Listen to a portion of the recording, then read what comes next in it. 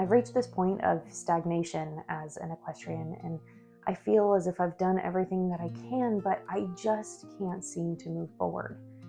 Am I failing? Should I stop riding? Should I even be an equestrian anymore? Is this how you've been feeling lately? That you've reached a plateau, or worse, you're slipping through the cracks when it comes to your skills as a rider? No matter our age, experience, or level of riding, we've all been through the roller coaster of equestrianism.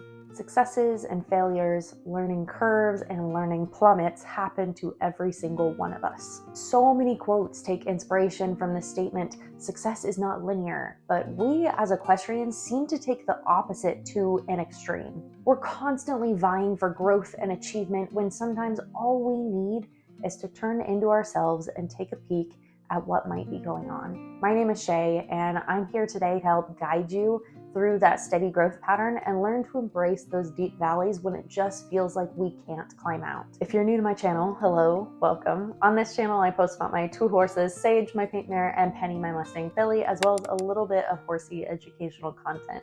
If you like what you see here, don't forget to like the video, subscribe, ding that little notification bell, and without further ado, let's get into it. Tip number 1, we need to identify the problem. First off, we have to establish what the actual issue is. What is the root cause of how you've been feeling? Are you unhappy with your progress? Do you feel as if lessons or training aren't helping? Are you lacking the motivation to even go out to see your horse? Without identifying the problem, we can't find the solution. Take some time to sit with yourself. Meditate with some quiet music. Talk yourself through journaling, asking and answering questions.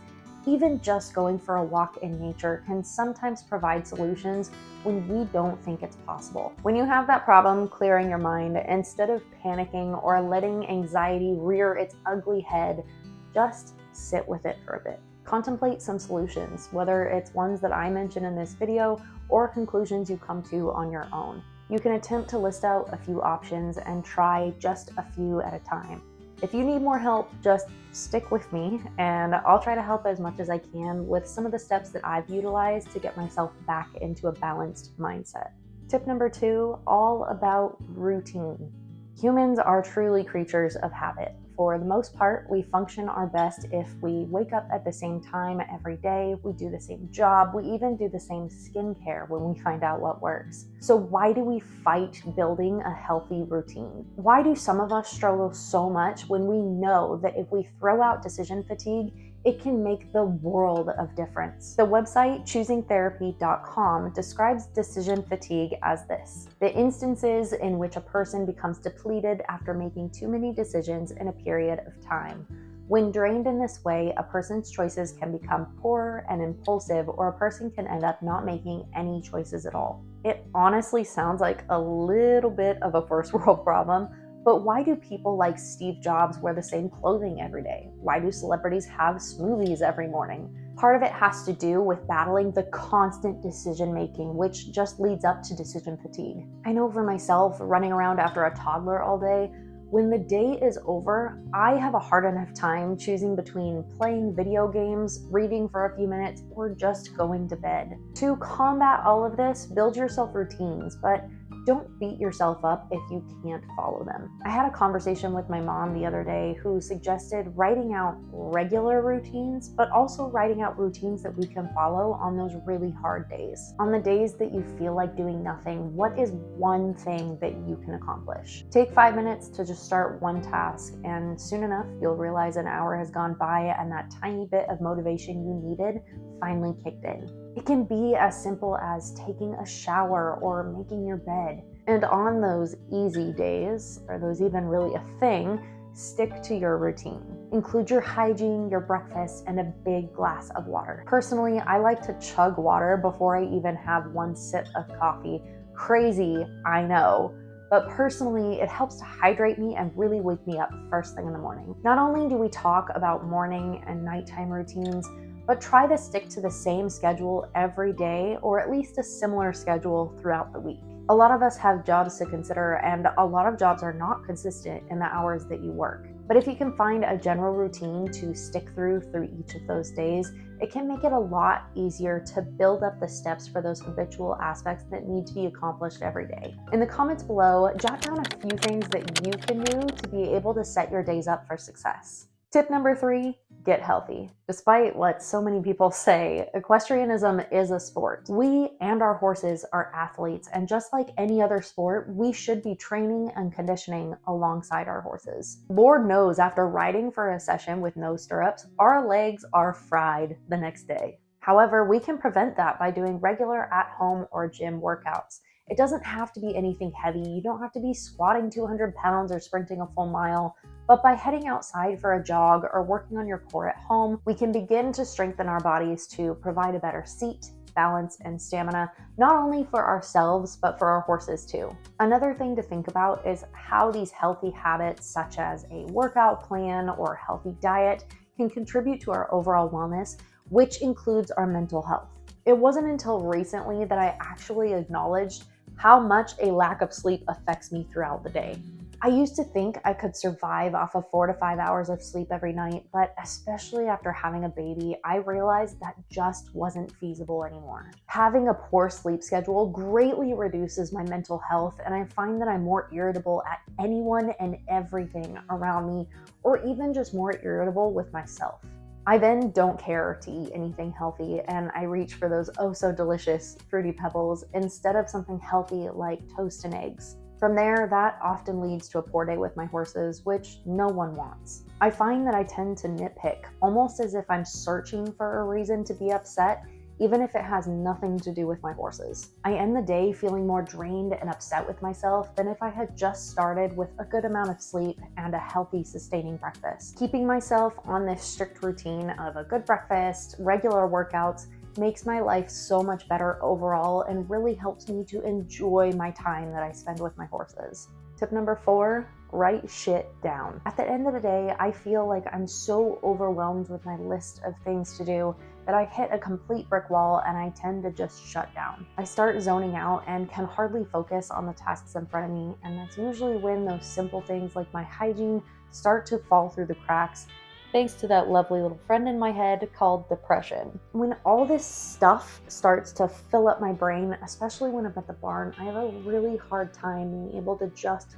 focus on my girls, to just take some time to enjoy them and their presence. To rectify this, I use a planner every single day. It may seem irrelevant to someone that's a stay-at-home mom who isn't working a quote-unquote real job, but I have a ton on my plate, and being able to schedule things out, whether it's a workout from 9 to 10, or household chores from 10:30 to 12, or just scheduling some one-on-one time with my son, makes my life 100 times easier when I just don't have to think about things. And seeing my task list of my non-day-to-day items means it's not piling up in my brain, and I'm able to get 1 or 2 of those things done throughout the week. Another aspect of writing shit down is journaling. I know, it can be obnoxious and monotonous, but taking some time to really check in with ourselves at the end of the day can be so helpful, even if that only happens once a week. I specifically bought a journal for shadow work and have been taking time every Sunday to do just one prompt. Especially since this is usually some pretty heavy stuff, I try not to do this every day because honestly, I think it would take a huge toll on my mental health. But on other days, I try to sit down and think about what went well and what I'm grateful for, what I'm truly grateful for. Not just the typical, I'm thankful for food, I'm thankful for a roof. As much as those things are very important, I take the time to specify what happened that day and what I can be grateful for. But really diving into the specific things from that day, like having a more flexible schedule to be able to spend time with my kid. Not only can we do this for ourselves, but we can also do this for our horses and our training sessions. We can take this from a purely analytical standpoint, step back and acknowledge each and every moment of that session. It's especially helpful after an emotional session or one you feel was negative to check in and try to pick out just what happened to improve ourselves for the next session. We can look back at the session as a spectator and see where our incorrect equitation could have led to the incorrect lead change, or our horse was swishing its tail and we can figure out the reason why it was behaving that way. Getting everything out of your mind and onto a piece of paper can be essential to improving our mental state. Even if it's just to feel like we have a little less of the weight of the world on our shoulders and we can look at the training sessions we're having and see the progress that we're making. Tip number 5, always keep learning. One thing I always have an issue with is when people say things like, oh, I've been around horses for 10 years, as if that time justifies no longer learning. Horses are and always will be a learning curve. Every day there are new methods, new studies, and new exercises to try. It's not just a good thing to do, it is essential for our horses' well-being for us to continue that research. We can learn what to look for in farriers or check in with new bodywork methods, or even just boost the ins and outs of our riding skills. I personally have quite the library of horse books to read, ranging from stable keeping to veterinary care to groundwork exercises. Every book is a useful resource, even if it's just to establish a better training philosophy. However, we can expand our books past the realm of equestrianism with books such as The Body Keeps the Score or The Subtle Art of Not Giving a It goes back to what we discussed with journaling and self-analyzing. The only way we can continue to improve is to continue to learn and grow within ourselves. If you have a book recommendation, horsey or not, feel free to leave it down in the comments below. I am always looking for more books to read. Another way to keep learning is obviously taking lessons, but we can try to expand our knowledge by taking lessons in a different discipline. I fully believe that most disciplines offer something for everyone to learn, even if that's not the discipline that we stick with. Dressage is lovely for teaching rhythm, reining is great for balance and rating speed, jumping is excellent for estimating distance. These disciplines can all be objectively different, but each of them offers us something new to learn and a way to expand our training. Lastly, there are numerous online courses with a huge variety of topics. There are so many resources to utilize with today's day and age of the internet, both free and paid for services.